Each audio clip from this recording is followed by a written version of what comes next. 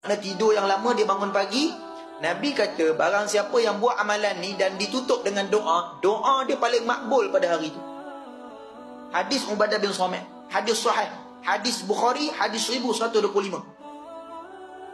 Apa amalan dia? Pendek, ringkas, kita dah selalu baca tuan-tuan, tapi kena buat waktu dia.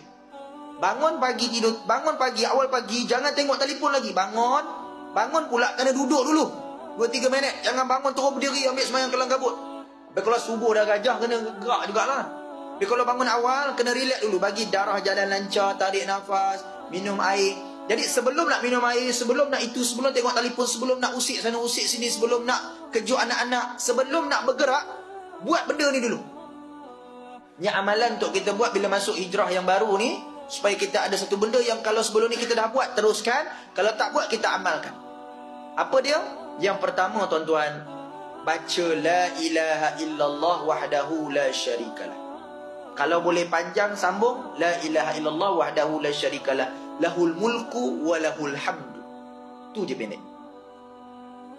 Kemudian alhamdulillah, subhanallah, la ilaha illallah, wallahu akbar. Dan yang keenam, la haula wa la quwwata illa billah.